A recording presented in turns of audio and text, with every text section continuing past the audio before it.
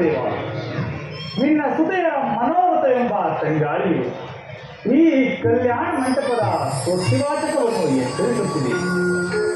ನೀನು ಮಾಡುತ್ತಿರುವ ಈ ಕನ್ಯಾದಾನದಿಂದ ಸಕಲ ಫಲಗಳನ್ನು ಪಡೆದು ಸುಖವಾಗಿ ಬಾಳು.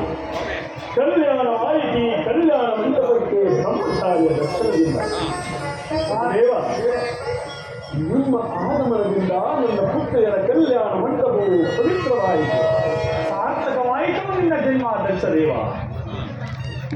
ಅನೇಕ ಚಿನ್ನದ ಬೊಂಬೆಗಳನ್ನು ಮಾಡಿದ ವಿಶ್ವಕರ್ಮ ದೇವನು ಅವುಗಳನ್ನು ಕೂಡಿಟ್ಟ ದಿವ್ಯ ಕಲಾಮಂದಿರದಂತೆ ಕಂಗೊಳಿಸುತ್ತಿರುವುದೇ ನಿನ್ನ ಜಾತಿಯರ ಕಲ್ಯಾಣ ಮಂಟಪ. ಈ ಕಲ್ಯಾಣ ಮಂಟಪದಲ್ಲಿ ದೇವಶಿಲ್ಪಿಯು ಅನೇಕ ಆದಿಶಕ್ತಿಯರನ್ನು ನಿರ್ಮಿಸಿರುವಂತೆ ಕಾಣ್ತಿರುವ ಆ ನಿನ್ನ ಬಹುಮಂದಿ ಪುತ್ರಿಯರು ಮಿಗಿಲಾಗಿ ಅಲ್ಲಿ ಕುಳಿತಿರುವಂತಹ ಶಿವಭಕ್ತ ಶಿಖಾಮಣಿ ದೈತಿಯೇ ಮೊದಲಾದ ಋಷಿಗಳಿಂದ ಕೂಡಿದ ಈ ನಿನ್ನ ಕಲ್ಯಾಣ ಮಂಟಪದ ವೈಭವವನ್ನು ಏನೆಂದು ಹೇಳಲಿ. ನಾರಾಯಣ ನಾರಾಯಣ. ದಕ್ಷಬ್ರಹ್ಮ, ತರುವೇಕೆ ಈ ತ್ರಿಮೂರ್ತಿಯರನ್ನು ಮುಂದಿಟ್ಟುಕೊಂಡು ನಿನ್ನ ಪುತ್ರಿಯರ ವಿವಾಹವನ್ನು ಮಾಡಿ. ಬ್ರಹ್ಮಚಾರಿ, ಸುರಗಂಧರ್ವರು ನನ್ನ ಮುದ್ದು ಮಕ್ಕಳ ಕಲ್ಯಾಣಕ್ಕಾಗಿ ಅದೊಂದು ಈ ದಕ್ಷ ಬ್ರಹ್ಮನ ಸಾಮಾತ ಭಾಗ್ಯ.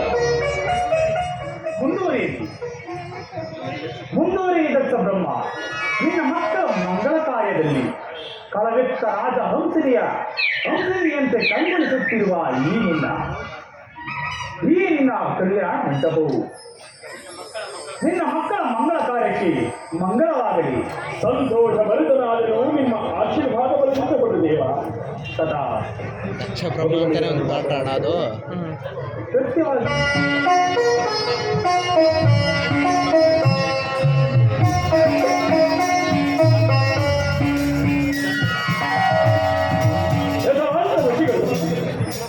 ಪರಮೇಶ್ವರನೆಂದು ಹೊಗಳಿಸಿರುವುದ ಪರಮೇಶ್ವರನೆಂದು ಅವನಲ್ಲವೇ ನನ್ನ ಕಿರಿಯ ಮುಕ್ತು ಮಗಳಾದ ಸತಿಗೆ ಮದುಮಗನಾಗಬೇಕು. ಈ ವಿಚಾರದಲ್ಲಿ ನಿಮ್ಮ ಅಭಿಪ್ರಾಯವೇನು ಬಿಡದೇವ?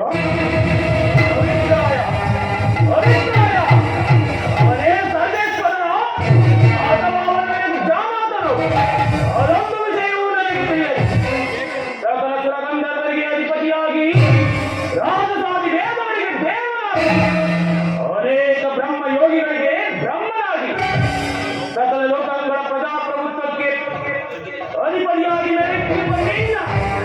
ನಿನ್ನ ವಿಷ್ಟವೇ ನನ್ನ ವಿಷ್ಟವು. ಶಾಂತಿಯಿಂದ ನೀನು ನೋಡಬೇಕೇವ. ನನ್ನ ಸಕಲ ಕಾರ್ಯಗಳನ್ನು ಆಲೋಚಿಸುವಾಗ ನೀನಾಗಿರುವೆ ನನಗೆ ಕಾರಣಕರ್ತನಾದ ಅಮಾತ್ಯ ಅಲ್ಲದೆ ನನ್ನ ಪಂಚಭೂತ ಕರ್ಮದ ಅನುಬಂಧವನ್ನು ನುಗ್ಭಕ್ತಿಕರವಾದ ನೀನಾಗಿರುವೆ ನನಗೆ ಮೋಕ್ಷಾಧಿಪತಿಯಾದ ಗುರು.